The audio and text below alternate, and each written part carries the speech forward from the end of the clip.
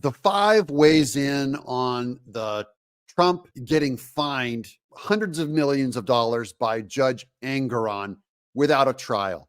And of course, Jessica Tarlov, who has lost her mind. New York could be ruined as a business state, and we're going to find out why. Welcome to Doug in Exile. I'm Doug Tenaple. This is where the happy patriots are. This decision, in quotes, is a complete and total sham. There were no victims, no damages, no complaints, only satisfied banks and insurance companies, in quotes, in parentheses rather, which made a ton of money. Now, that was Trump on Truth Social. This is Letitia James, how she ran to get Trump. I will never be afraid to challenge this illegitimate president. Illegitimate president. That's dog whistle for election denier. She believes in the big lie. Letitia James is another election denier, claiming that when Trump won in 2016, that he was an illegitimate president. This is when they were pushing all the Russia stuff. But Donald Trump was convicted of this before we got today's sentencing. The judge had already found him guilty. By just the judge. But that is how the system works. You can change. Okay, her first defense is this is how the system works.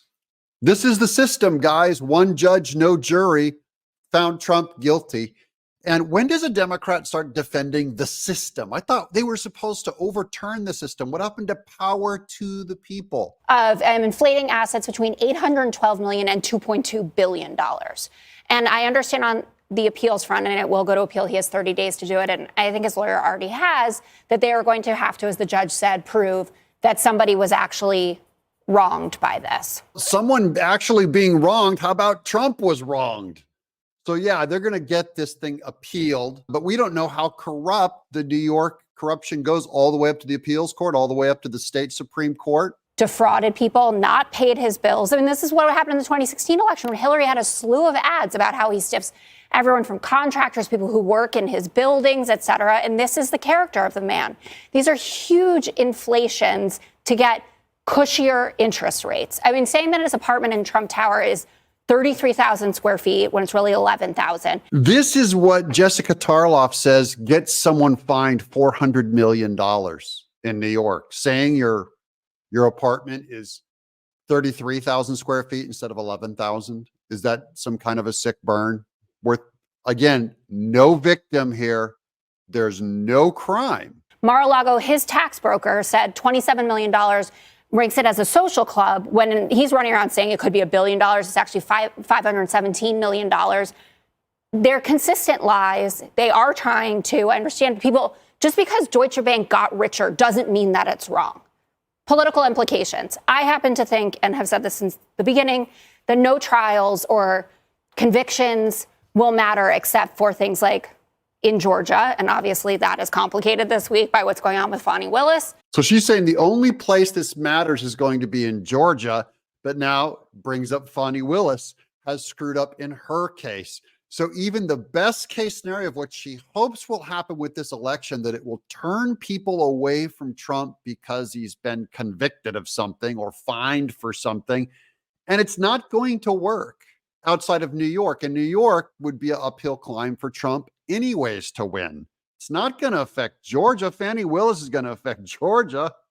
And the people are learning a whole lot about Fanny Willis right now. But he does better in the primary. But if you look at, and we talked about this in Iowa and New Hampshire, when you talk to voters about what's going to happen in a general election and if he is convicted of something, 32% in Iowa said they won't vote for him. Over 50% in New Hampshire said they won't vote for him. People don't want to vote for a felon.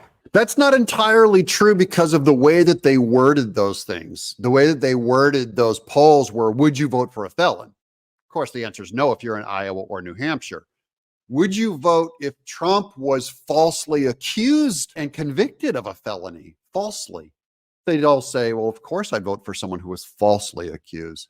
So the question is not, is he a felon?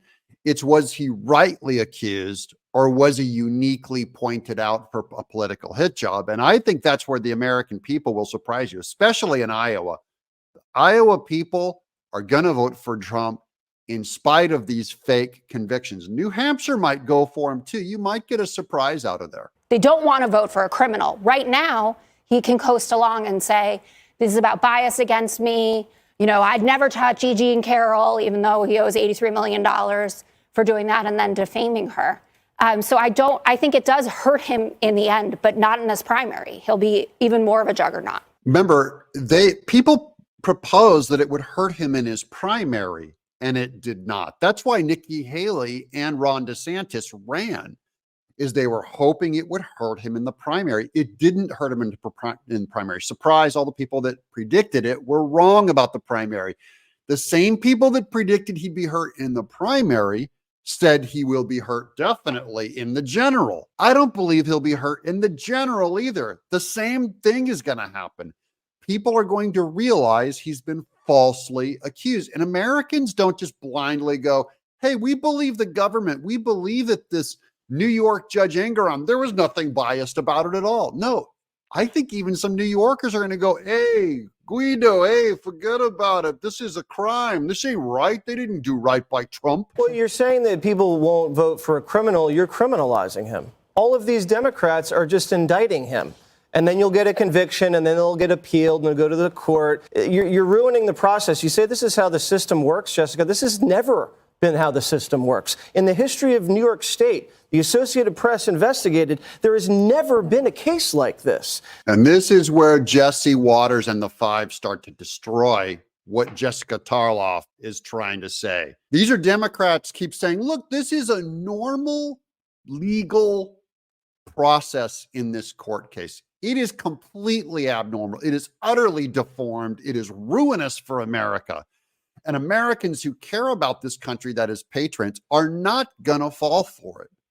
Are New Yorkers that dumb? Let me know in the comments below. Are they dumb enough to fall for this? Even Democrats? They're going to go, oh, this is normal. Sure, it's simple. It's normal. There's no people that are complaining about getting swindled who are working for the Trump has organization. Been ripped off all of the buildings along the West Side Highway. Okay. These people don't want to live in something with the man's name on it. You were talking about partisan activists in Manhattan. All of Upper West Side are just partisan. You're talking activists. about they took his golf club away. People love that course. Have you played it? You'd love it. If you could play golf, you'd love it, Jessica. I can't. You I'm a probably tennis shoot woman. under par. This is just politics of we want to move out of his building because we don't like him as a candidate. It has nothing to do with what he actually did. This is a different form of canceling someone and boycotting someone is all Trump is facing.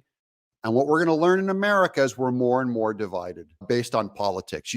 I can't do business in New York. You'd be crazy to open a business in New York or DC. Elon Musk had to leave DC and reincorporate down in Texas. People are learning America is politicized and the left half is broken because they're so bigoted against the other side that you can't even conduct normal business in their state boundaries. I'm Doug in Exile.